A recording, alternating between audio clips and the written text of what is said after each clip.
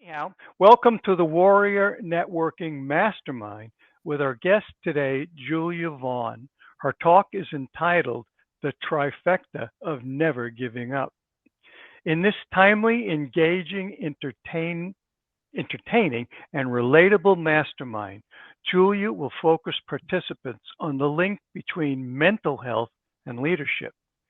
Sharing the experiences of her warrior journey, she will educate and inspire us all to appreciate the significance of mental wellness to business success and leadership in our businesses and organizations. Julia suffered a sudden stroke in 2016, but refused to let it defeat her. After spending the next 6 months learning the basics of reading, writing, eating, talking, and walking all over again, Julia determined to dedicate herself to the study of the mind and brain. Proud to serve as a resilience speaker, mindset coach, and brain performance trainer, she suffered yet another traumatic brain injury and sudden loss of her adult son. Her journey of resilience is a living testimony to the fact that without a positive internal environment, we don't stand a chance against the onrush of life's unexpected storms. Julia has a bachelor's in psychology and life coaching, master's in human service counseling. Life coaching is certified as a Maxwell leadership coach, speaker, trainer, a brain health professional, and grief specialist. Wow, that's hard to say with one breath. Obsessed with helping others define and achieve their legacies, working with individuals to identify their passions, gifts, and purpose. Well, with all that, let me introduce Julia Vaughan. Thank you. Thank you so much. So, my question to you is, do you believe in me? Well, I know you have to be thinking, do I believe in you? I don't even know you. But I want you to hang with me for a moment because I believe in me. And I really want you to leave today with that same type of resiliency and confidence. The date was December 21st, 2021. It's 4 days before Christmas, and I'm rushing from store to store and getting everything ready. Arrive home, drop my bags, and the phone rings with the words, "Come quick, we think Joe's dead." I arrived to find my nightmare had come true. My 34-year-old son had had a massive heart attack and died. 34 years old. He was my superhero. To the point of when cleaning out his car, we found a full-size Superman costume in the trunk of his car, muscles and all. But I say that because he told his dad at 12 years old he wanted to be a superhero. And in typical dad form, dad said, "Son, that won't pay the bills." So did he give up? No, absolutely not. He went back to the drawing board and decided that he'll get his degrees in anthropology and work for the Coalition of the Homeless. As a gamer, he would come home at night and would play on his computer, like a lot of young people do. And we think they're wasting time. Was Joe? Maybe. But what he did is he met a young lady from New Zealand named Lisa. And she was struggling with homelessness. Now, Lisa has a place to live, finished her undergrad, is working on her master's, and even donated to the coalition in his memory. Talk about superhero impact. That was my Joe. His dedication and love for humanity led to his super life. He supported her to flourish and provide ways to encourage her growth. Joseph is my why. He is the reason I tell my story. And speaking of my story, I also created the trifecta of never giving up. Because when working with leaders today, I found the most common complaints are reduced productivity, stress, low morale. So, are you ready to perform at the level where wealth is inevitable and resiliency gives way to freedom? There are 3 lessons that must be learned. I call it the trifecta of never giving up. Where number 1, you hate losing more than you love winning. So I'm one of the most competitive people you'll ever be around. From the simple card game to taking chemistry tests, I'm just competitive. So my distaste for losing is what motivates. It motivates politicians, gamblers, business people, and most importantly, you and your customers. But when you love to win and you don't hate to lose, you walk away from something you think, I'll do better next time. But when you truly hate to lose, you get this burning desire and you won't stop until you either make it right or you don't lose the next time. Losing will always teach us more than winning because pride is concerned about who is right. Humility is concerned about what is right. When you focus on yourself, you will lose perspective. You may be in the picture that you're seeing. Imagine a picture of you and your family, but you're not the whole picture.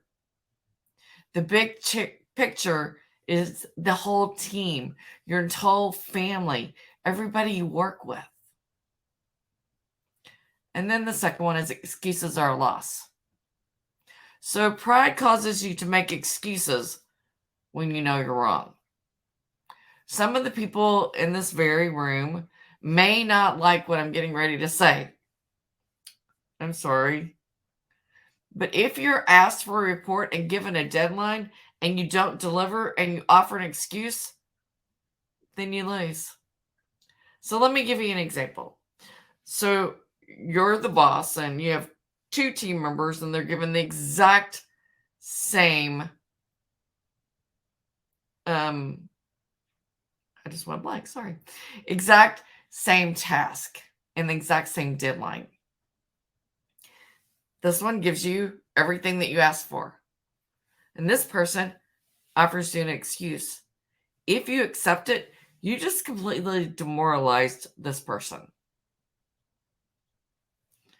And there are 29 movies out there that Harrison Ford actually tried out for. Do you think he made them all? No. But he didn't offer an excuse. He continued to go and try to get that other one. So if he had given up, there would have been no Star Wars or Indiana Jones. He didn't make excuses. He just determined to be the best actor. So excuses can seem like perfectly plausible reasons for not doing something you said you do. But over time, they become a habit forming. And accepting excuses from employees is a surefire way to encourage repetition of that behavior. So, do you really think it matters to a customer a good excuse for the rude behavior? No. So, managers who really achieve great results refuse to entertain excuses. A planning oversight or a new set of circumstances don't mean you abandon your goal. They just mean that the results will have to be achieved in a different way. So we get to be creative. So, do you currently have a teenager? Or have you ever been a teenager that offered an excuse for coming in late? Yeah, you know what I'm talking about. And you know I'm talking to you. You lose. So let's recap a little bit. Number 1 was you hate losing more than you love winning. And number 2 was excuses are a loss. Number 3, when you win, and you will, I want you to act like you've been there before. Ralph Waldo Emerson said it this way: win as if you were used to it, and lose as if you enjoyed the change. I love that. Win as if you were used to it, and lose as if you enjoyed the change.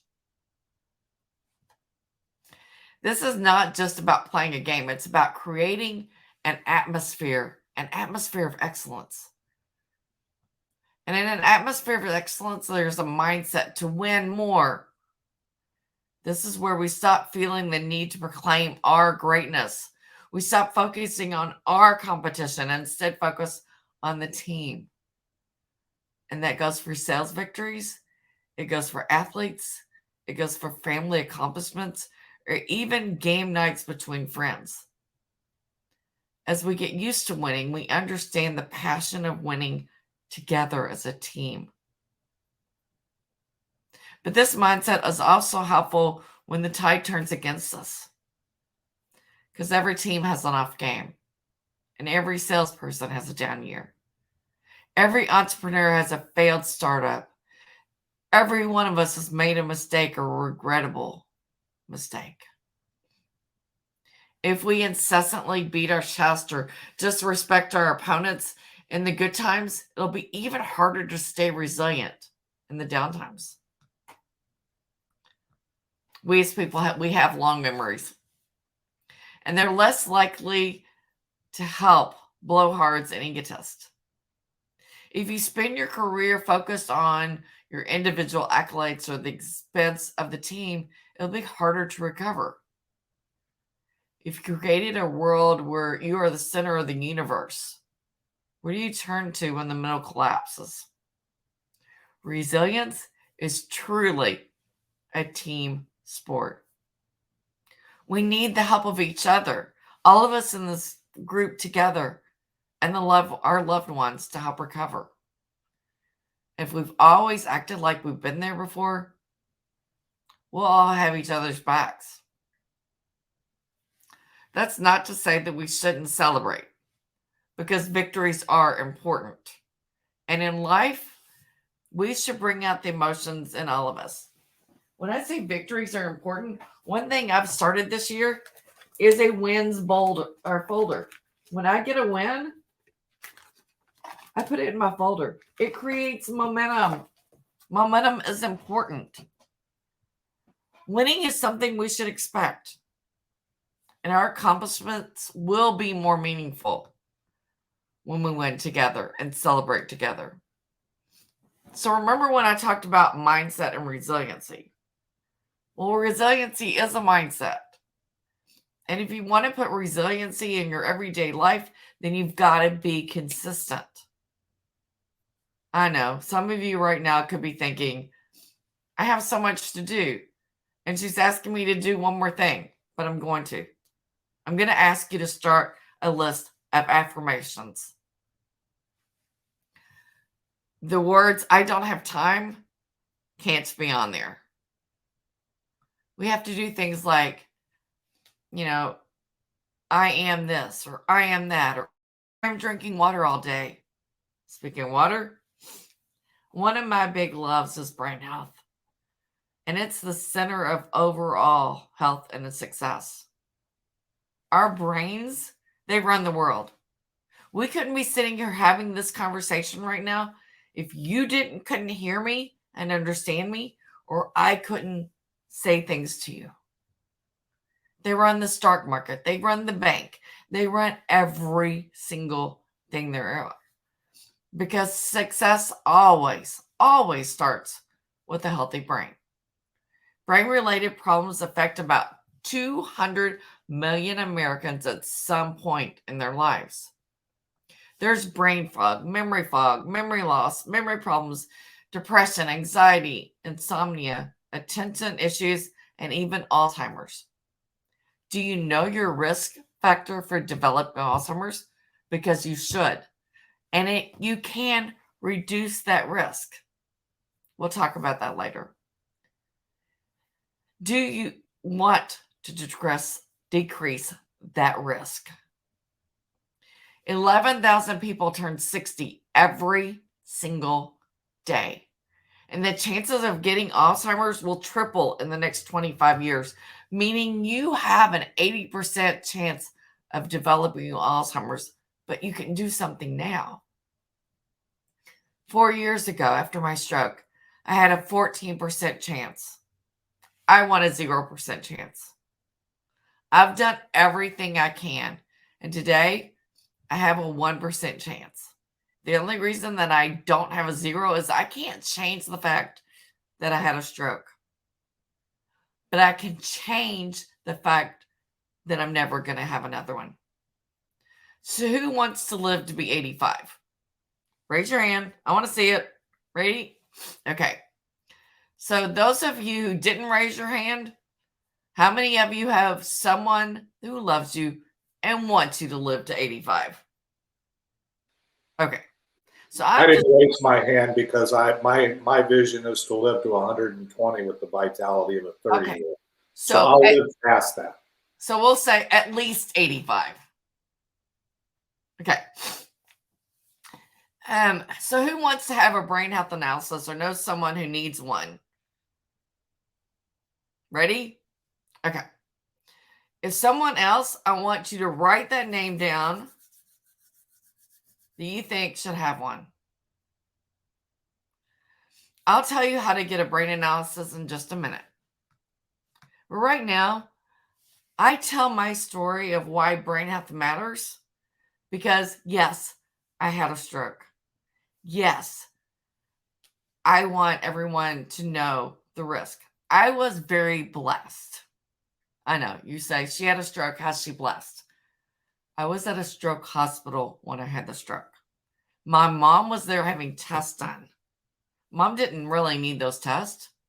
We found out later, nothing is wrong with her heart. She was there because I needed to be there. Now, I needed to be there for them to care for me, but they didn't find my stroke for 31 hours.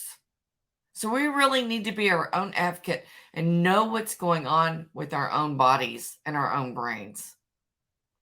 I also tell my story because it will lead to early diagnosis for people who might ignore a symptom if they didn't have regular reminders to pay attention to their body. So incorporating these tools in your mindset and life will help you create freedom in your life. That freedom that gives you peace. When your team finds this kind of peace, winning happens no matter the external factors. So back to team for just a moment. Is the most important thing you can do as a team, ready, is to know your brain health and the brain health of the other members of your team. Through my research of the brain, I believe that without a healthy brain, there's no way to have healthy leadership. So ask yourself, are you creating an environment to win? The most effective way to improve your results and your company's results is to develop your team's ability to work cohesively. And a brain health does just that. So some of the benefits of teamwork include overcoming obstacles, brain health, because they don't seem nearly as big when you work together. And trust grows where your team becomes more of a family, not just a department. This is where this will be seen across the entire company, your entire family, your entire community, because you never work a day in your life if you love what you do.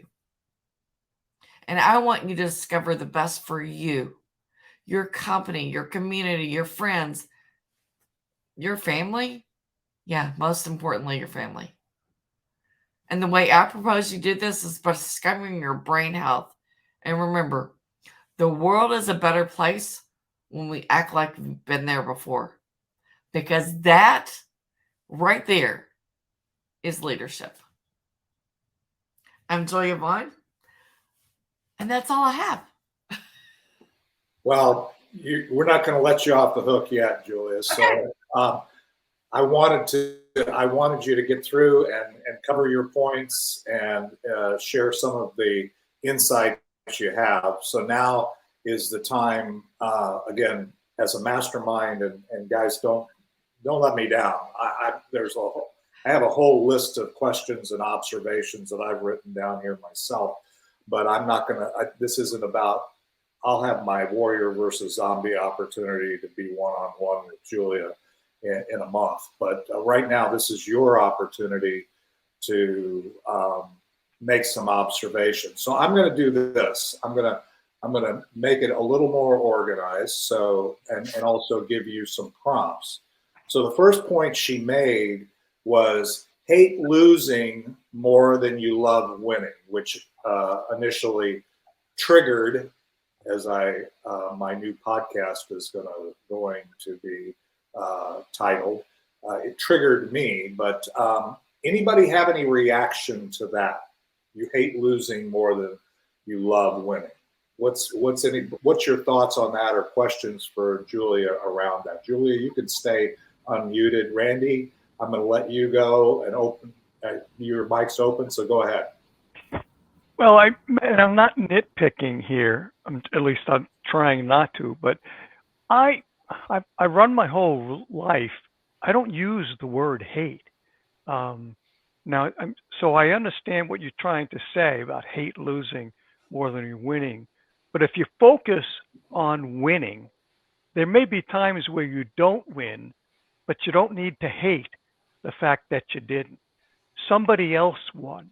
I would then look at why did somebody else win versus me or my team, and then reconstruct what we've tried to propose or tried to do, and take it as a lesson, like we talk about all here, lessons learned. You take the lessons learned, and then next time you come up with a similar, you never come up with the same problem, you come up with a similar problem, and you adapt those lessons that you learned from that loss, and then make sure you don't lose this time. So, Julia, what do you think about that? So, I heard part of your explanation after you said that, because I didn't have a negative reaction like Randy did, but that's why Randy and I, we aren't of one brain. So that's why I need him, because he thinks differently than me. So, Julia, why don't you respond to that? I think the reason why it resonates so much with me maybe I change it from you hate losing, to dislike losing more than you love winning. But inside of me, my dad was a professional athlete. And so I grew up with that distaste for losing. And that drive and that fight within me to, when you lose, you bear down harder, and you figure out why, and you just make sure it doesn't happen again. I agree. Yeah, and I think that again, there's a saying, and I played sports as well, and when I was young, I hated losing, and I actually wasn't what you would call a good sport. At least that's the label that people put on me, because winning was my objective, and when I didn't like it. And so the thing was, we used to say, "Show me a good loser," or good loser, I'll show you a loser." It's one of those things. So I saw that Vinny had your mic open. Vinny, did you have a thought or a comment around that part of the Julia's discussion? Just unmute.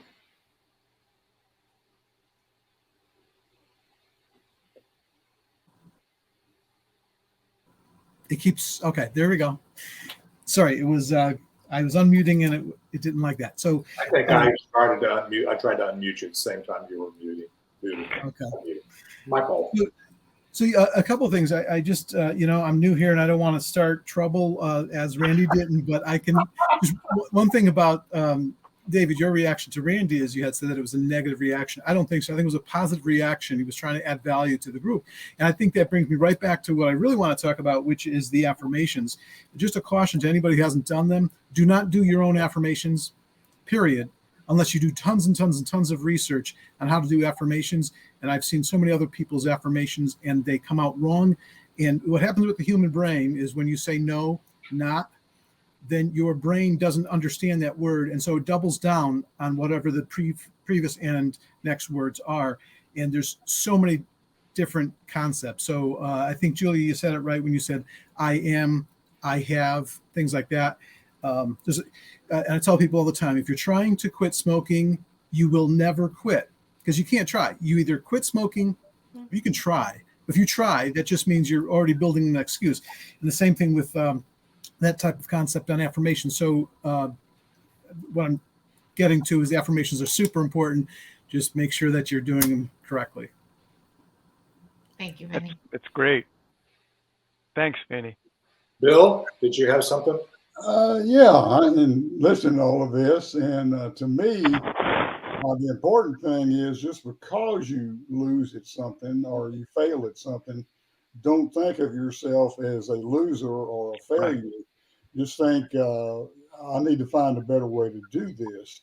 And also, in my experience, that if you're not failing at anything, if you're not missing the mark occasionally, you're not trying hard enough. Absolutely. You learn a whole lot more from trying and missing on something than you do if everything always works. You probably don't ever grow from that. You grow a lot more from overcoming the mistakes that you made. So right. In that sense, you can dislike the fact, whatever word you want to use, that you failed, but just let that be a spur to trying again with a little bit different approach. Good Amen. One. Okay, so the next one, the point she made, and this is one of my big hot buttons, by the way, so I'll try to hold back a little bit, but don't use excuses for loss. So anybody have any reaction to that? And I would expand that. Obviously, we're focused on ourselves, but she did talk about excusing other people or making excuses for other people, not coming up to the potential that they can or that it's not about you, but that they can. So anyway, any thoughts on that, Julia? And you want to expand on that or revisit that? And then I see, Randy, your mic's open. So I know you probably have something to say as well. So go ahead, Julia. I see it as, accepting other people's excuses too. And I see it as a opportunity to maybe sit down and talk with that person and say, okay, you were 5 minutes late let's use this as an example. You were 5 minutes late for your doctor's appointment. Could you have left even 30 minutes earlier and instead of sat at home and read a book, read it in the car in the parking lot, or read it in the doctor's office or wherever you're going to be so you wouldn't be late. And so I help people come up with, ways to not have that excuse. So before I call on Randy, because I don't want this to be the Randy show, I'm going to call, by the way, if you don't choose to engage at the point you want to engage, you guys understand my term called voluntold. So we're gonna get you engaged. You're investing your most valuable asset in being here.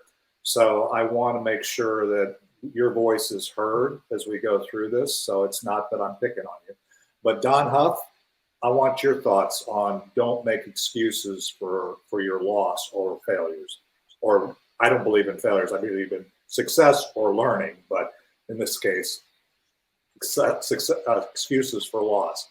Can you unmute and share, Don, your thoughts there? You need to unmute them. I was waiting to comment on some other ones, but Okay, well, if Don't make you've got one in the bag, I'll come back to you. But I don't. But for don't make excuses, I don't know. That lands on me wrong the way it's worded. Reminds me of my father. Didn't get along well with him or his methods. It doesn't allow a person to be wrong. It depends on what the word excuse is different people mean different things. okay. Why I didn't do it, why I Actually, was unable to do it. You know, there's a difference. There's a lot of differences there. It needs a lot of explanation.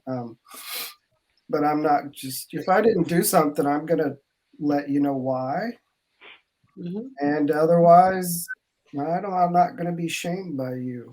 Letting me know why is the truth. It's not an excuse. Well, I don't like the way it's worded. Okay, I'll look at it. Thank you. Okay, so I suspected that, Don. I kind of know you a little bit, so I kind of figured you might have a little visceral reaction to that. So that's good. Casey, did you have something?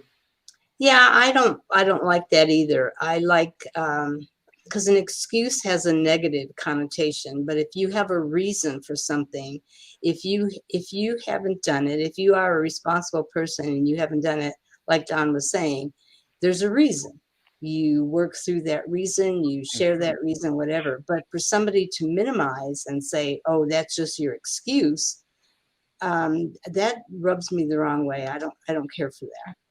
So, Julia, do you have a reaction to that? Because I actually have a reaction to both of them, but I would be interested in your thoughts because you chose those words, and Right. I think I pretty much understand the reason for that, and actually I would agree with you. But it's not, again, my view of you as much as it is of your view of yourself. Right. So, yeah. So my whole thing was excuses are a loss, which means do not give me an excuse, give me the truth. So maybe I need to change it into, you know, a fact-finding thing instead of an excuse thing. And Well, I'll I look at think that. it's important. I think it's important to make the statement what you want, not what you don't want. Ask for what you want. Don't tell me what you don't want. Okay. Yeah. And maybe, all of them can be tweaked with that in mind. What do you want? That makes it more of an affirmation. Okay. Bill, did you have a comment? I get where you're coming from with the excuses. I mean, I'm teaching college, and I got high school students, and they got a lot of excuses that are just don't hold water. None of them just say I was lazy and didn't do it. I'm like, so I get where you're coming from, but everyone. So my question is, if they looked at you and said, "I was lazy, didn't do it," what would you say? Great, you're All still out of class. Well, it is, and it is true, and it is, an honest acknowledgement. It's again, I think that the nuance here with where Julia is going is we are often very graceful to ourselves, and I believe in grace, by the way. I believe in forgiving, whether it was a student that Don was talking about, or my kids, or you, or whatever. I think anybody that's in this community would know that I'm basically, I don't dwell on shortfalls, or things where we are. On the other hand, if I don't expect, I think allowing excuse a lot of times is what I call the bigotry of low expectations.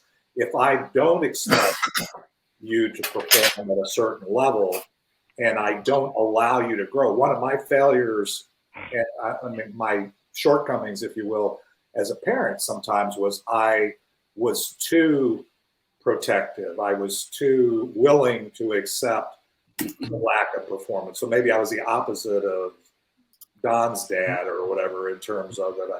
My dad used to say, "Suck it up, Buttercup, let's go.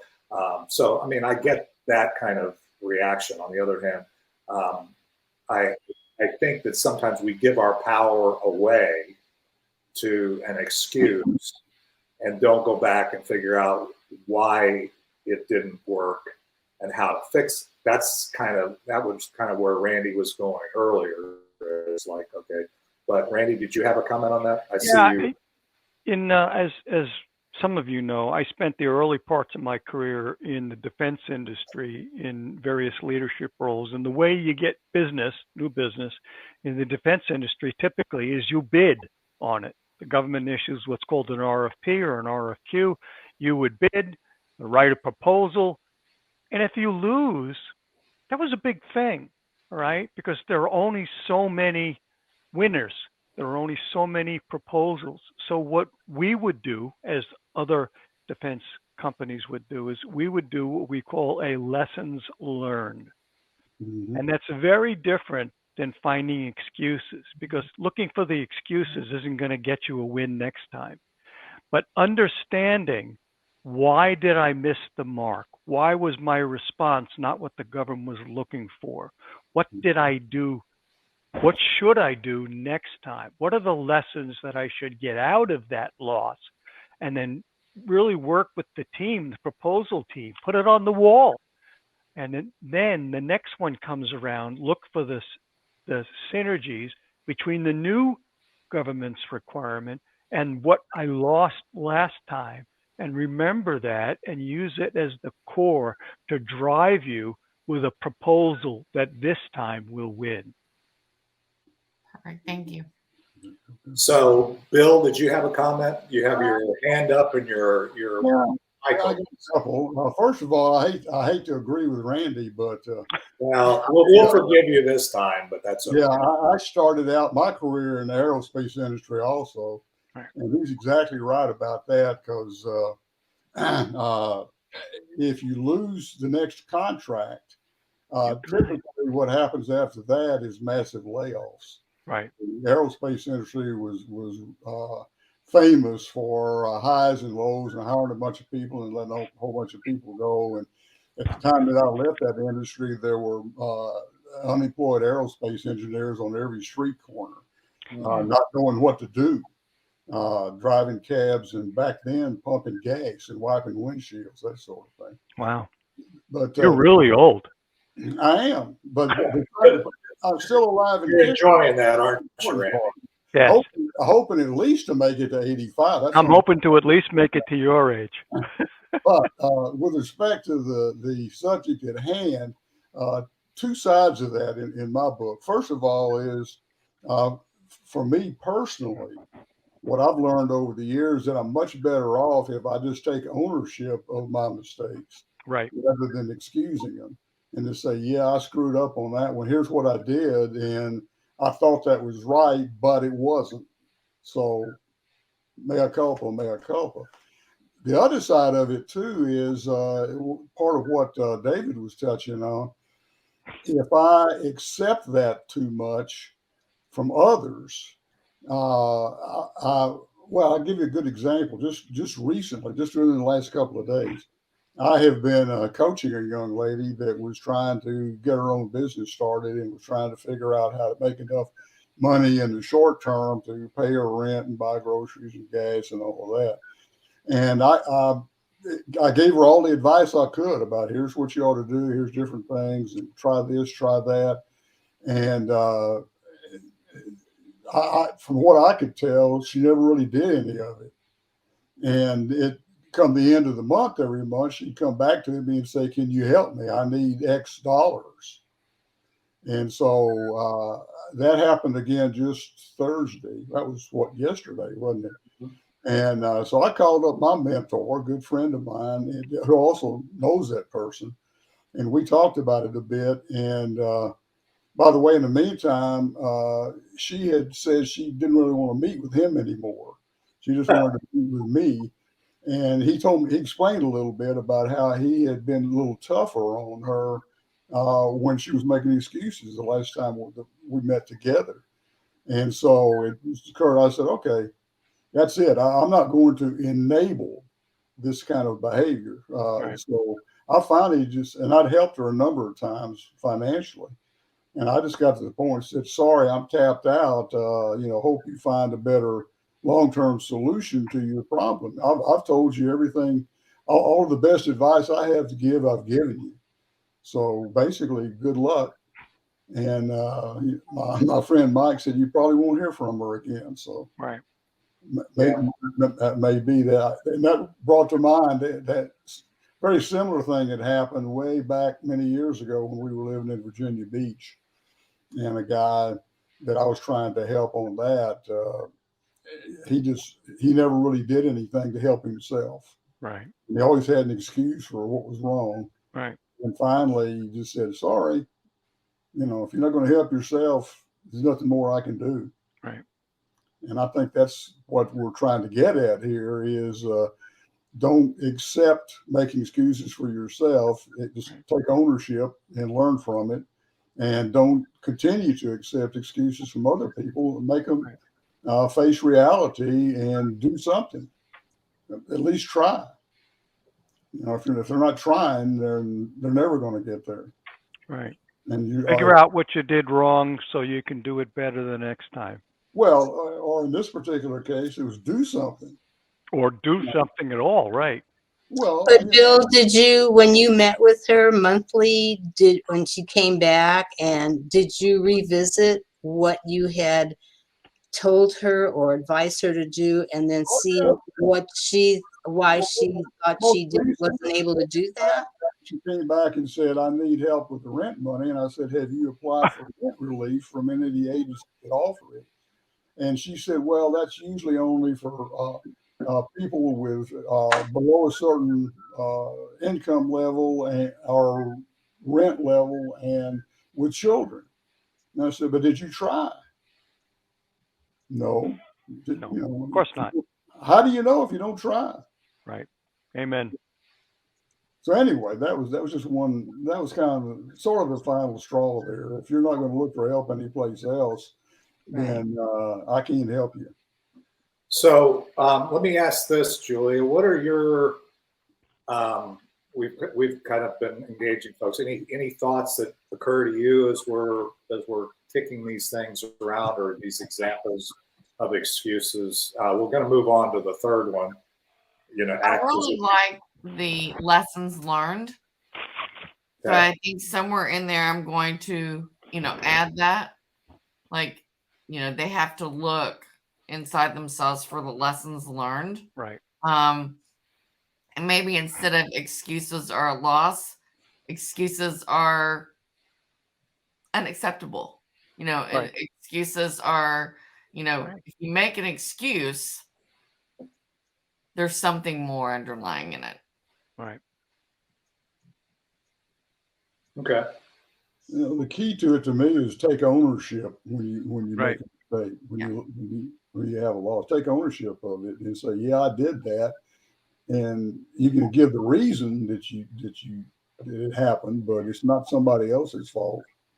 It's But what you got to find a solution. The reason for it is just the truth. Right. Yeah. Not an excuse, it's just the truth. Yeah. Right. So Amen. do you believe that an excuse is always negative? And is it always imposed by somebody else? Somebody else says, you're giving me an excuse, or is that self-reflection? Because when I do something that I put myself, maybe I have a goal and I didn't reach it at the end of the week, and I don't say, well, give me your excuses, sweetie. I know why. I know why I didn't reach, but I know why I didn't reach it. So the next time I can say, okay, this was an impediment. This got in my way of reaching that goal. So now I'm going to make way to make sure that doesn't happen again. So it lets you grow. But if somebody else, and I'll give you an example. When I first started with this new business, I was brand new. I actually had somebody say to me, why aren't you making $100,000? And I said, because I just started and I don't know what I'm doing just yet. Well, that's an excuse.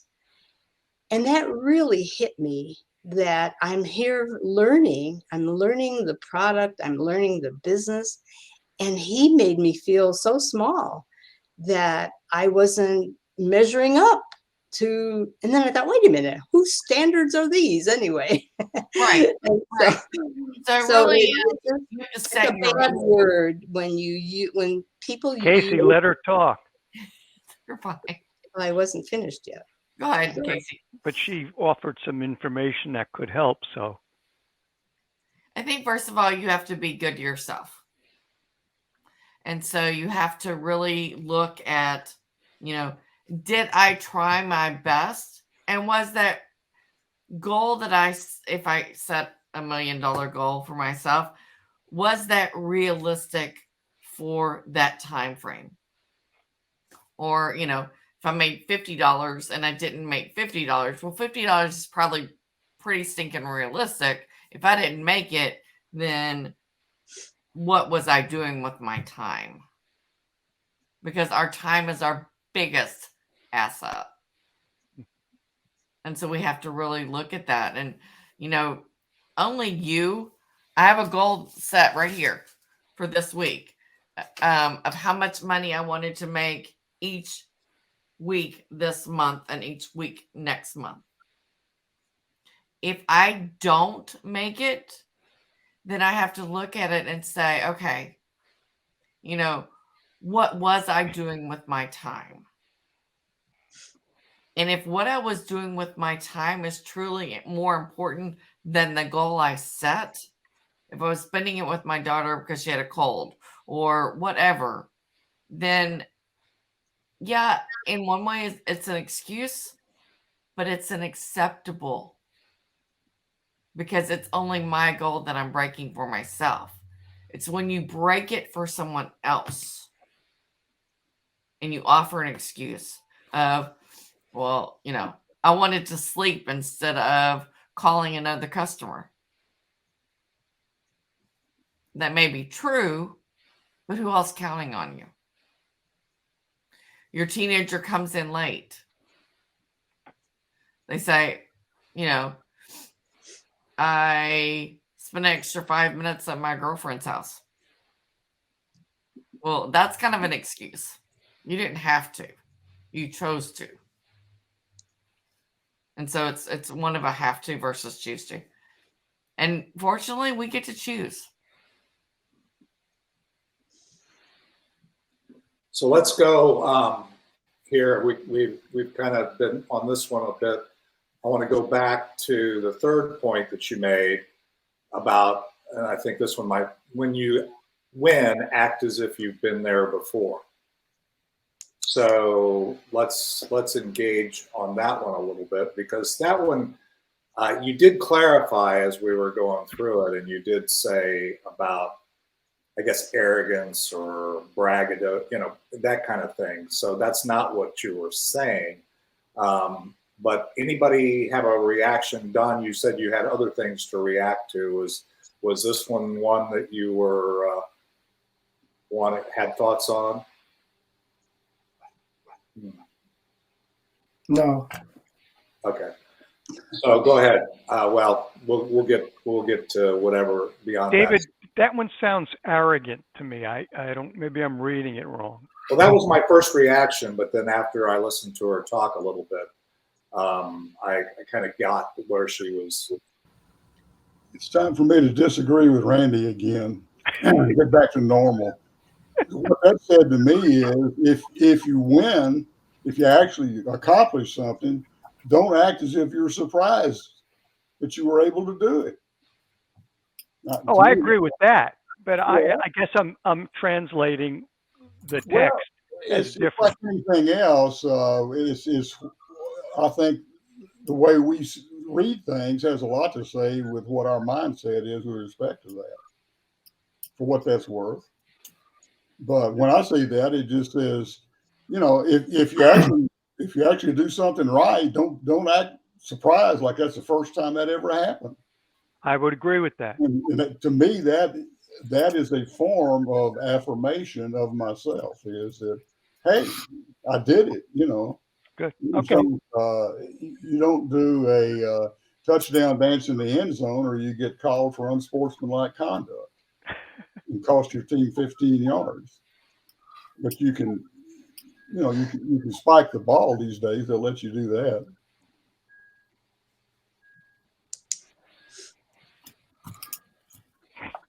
So I think a lot of that one is when you win, the first part, which you left off there, when you win, and you will act Right. like you've been there before, because you will.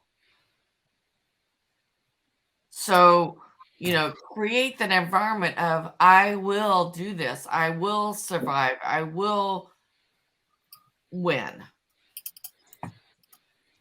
And when it happens, like you said, don't act surprised. I agree. Okay. Any other thoughts on that? My whole thing is I think where it is it's not an arrogance thing as much as it is. It's like, and again, I apologize already. The Chiefs are going to the Super Bowl next week. And I don't know if you've ever watched a sporting game, but I watched the Cowboys play, for those of you that are here in Dallas with me. And I just felt like they didn't expect to end up winning. But when you watch a team like the Chiefs, and this year the Eagles as well, you watch that game and you sense that the players expect to win. Mm-hmm.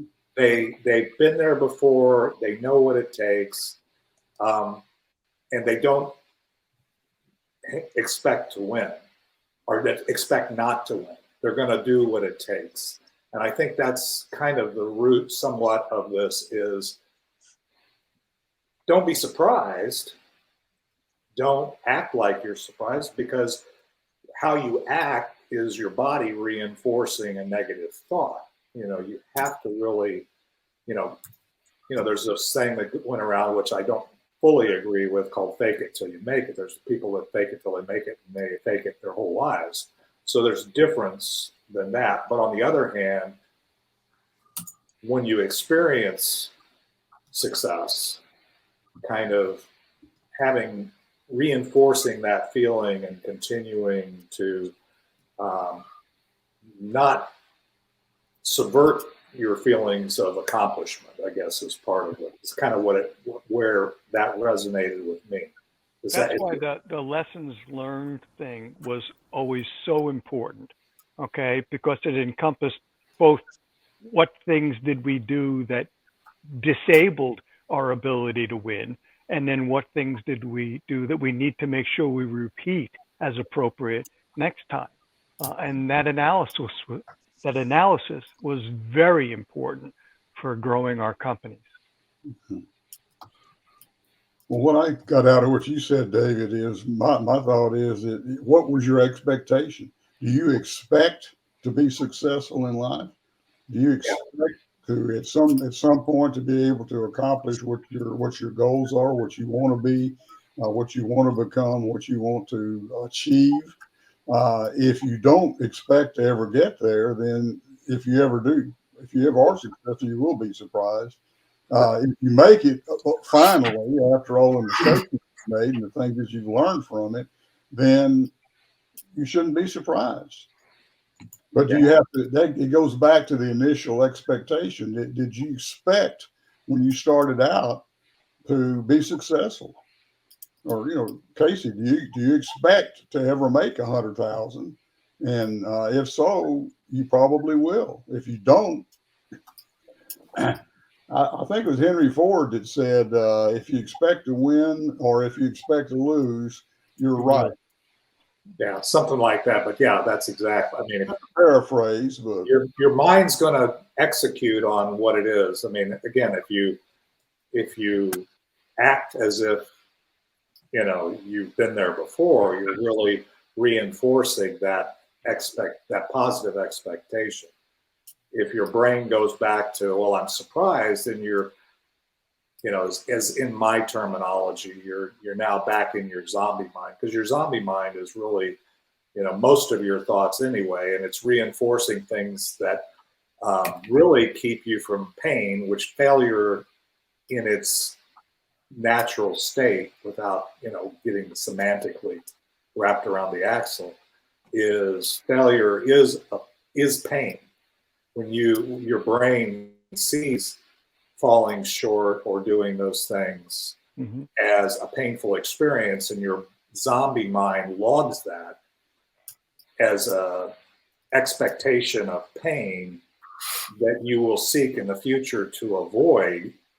And so you want to reinforce that isn't pain anymore, even if maybe it's the first time you made $100,000 or whatever it was, right? Anyway. So that's kind of what I took away from what Julia was saying. Any other thoughts around that, or anything else at this point? Since I wanted to go back through your points or anything. And Julia, we will.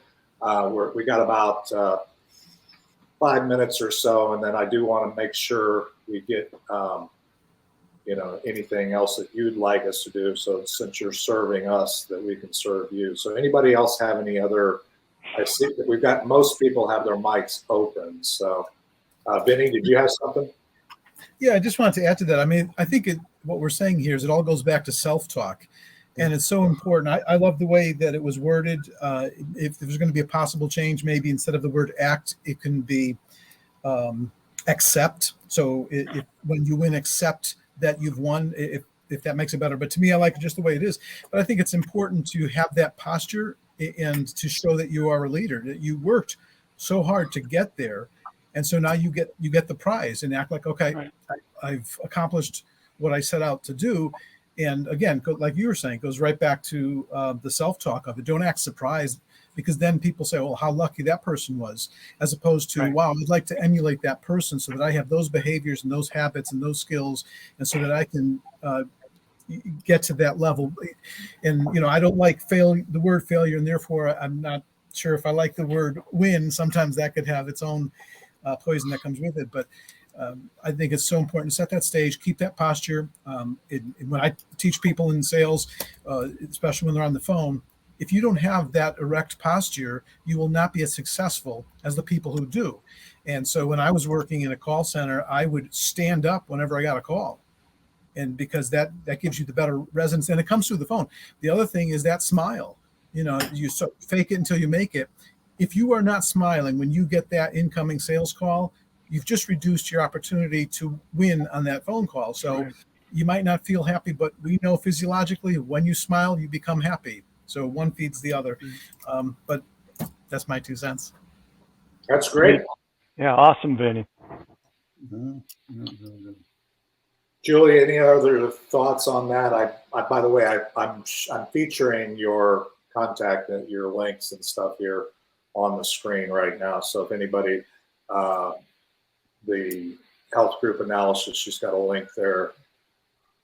Anything else that you want to share, Julia, or thoughts that you have? Vinny, that was a great point. Or anybody else want to weigh in before we're not ready quite to land the plane yet. So.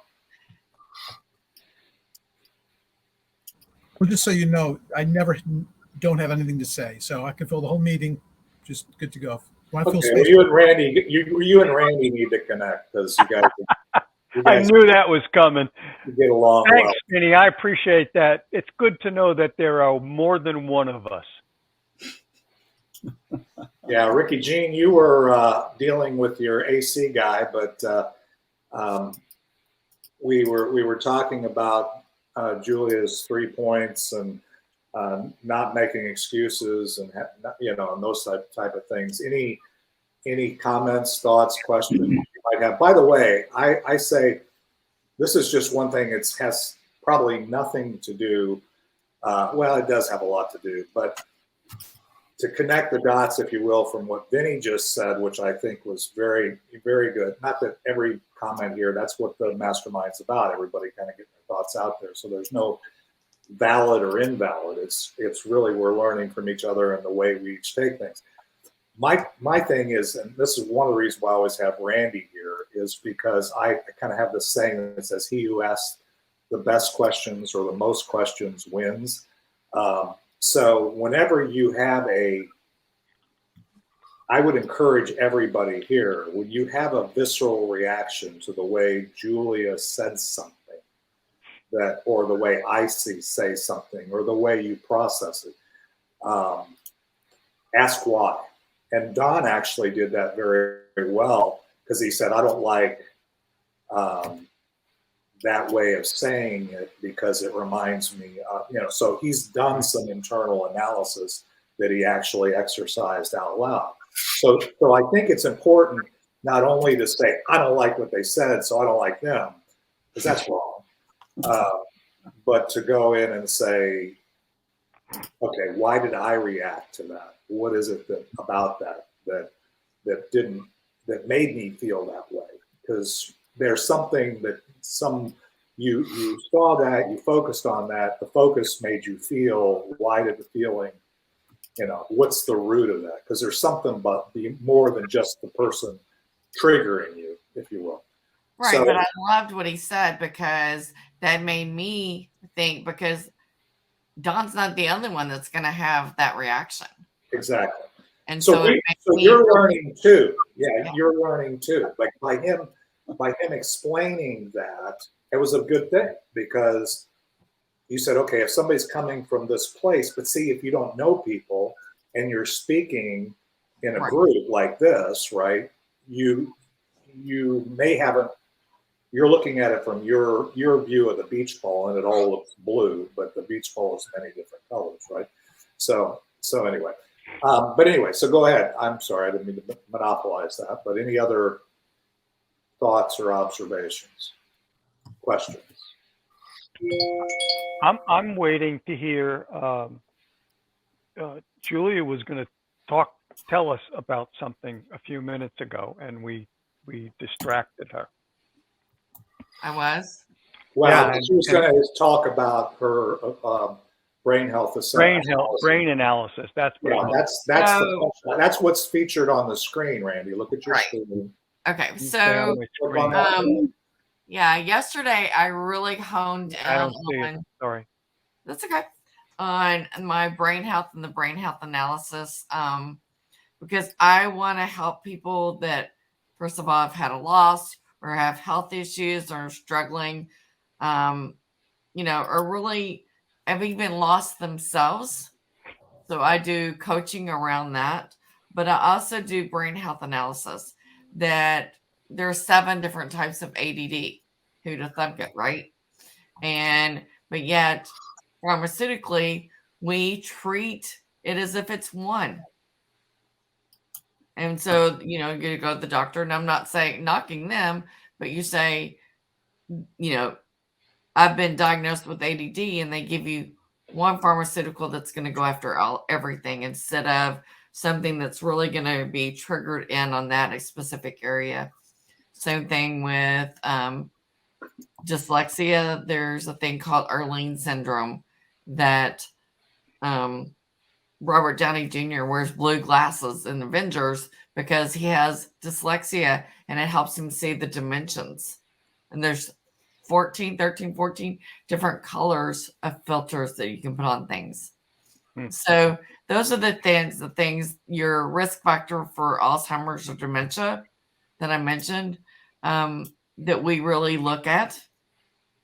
And so I would take David, for example, if he chose to do brain health analysis, he'd answer 200 questions for me. And then somebody close to him would answer those same 200 questions about him. They wouldn't see each other's. I would analyze both of them, and then we do a 1-hour debrief on exactly what's happening, how it's happening, what's going on with your brain, what part of your brain is maybe overworking or underworking and causing whatever's going on to happen. And I'll give you a list of 5 to 10 questions to literally take back to your doctor and say, okay, I'm on this medication. Is that the best choice for me? Right. Okay, and that assessment is the link that we shared here, that tiny Yes. URL link. Okay. Yes, it is. And then there's also, if you want to talk through, there's my email address, and we can go that direction first if that's what you want to do. So so you can click on her email link, or well, let's give Julia a hand, and we can thank you, Julia, for going through this. I'm so sorry for the challenges that you've experienced, but obviously you've emerged from those. You're not using those as an excuse to move forward. You can have an excuse that keeps you, or you can have a reason. Use it as a reason to move you forward, and it's obvious to me that you've taken it as a reason to empower you forward. So that doesn't mean I don't have bad days, or it doesn't mean I don't have bad moments, because we all have those. Well, if you said you never did, I would say you're probably not somebody I would trust, because Right. I think every day I start out or I have a point where I'm having to power through something that, I feel like I can't handle. So, right. My whole grief process thing is moving forward without reliving the trauma or the pain, so that we can have like an anchor that we use, that our subconscious knows all the good things that have happened and all the good things that have done, so that we can use them and be able to play those back and not have to live in that pain. I love what you're saying there too, because one of the habits that I don't do that I would like to do is every morning review the previous day's accomplishments and wins, and at the end of the night do the same thing. But also I like to start the day off with a motivational video of some sort, and I'm forgetting to do it, so thanks for reminding me. And one of the ones I used is somebody called Dominic McNabb, and he's a percussionist, and the first time I saw him, he was like 9 years old. And to this day, I think he's the best percussionist in the world. But just watching that video, I mean, he'll play percussion for just about any kind of music you'd put out there. So it's not the genre of music that I like. It's the fact that this person has accomplished so much in such a short period of time and is truly so great. So whenever I need that boost, I just go right to his video. And there's other, you could just do a search for any kind of motivational inspiration or whatever, and you'll find something that probably works for you. But that's the one I default to. And it goes back to those affirmations that you were saying. And in the morning, if you affirm that you had a good day yesterday, or in the morning you affirm that there is so much that you can accomplish. If this person can do this, well, so can I, or something similar. So, but yeah, thank you for reminding me about doing those things. So if you're interested in, for any reason, or you know someone who's interested in the grief, send me an email, because I didn't put that one. All I put on there was the brain health. yeah. Okay. Any other thoughts, comments? That was a great discussion. Yeah. Yeah, I appreciate it, Julia. Thanks for serving. Even though Bill disagrees with me. Yeah. And Tom, were you asking a question or waving bye? I gotta go. I gotta run. Thank you. See you, Don. bye, Don. Right. Thank you, Julia. Bye. Thank In the you. form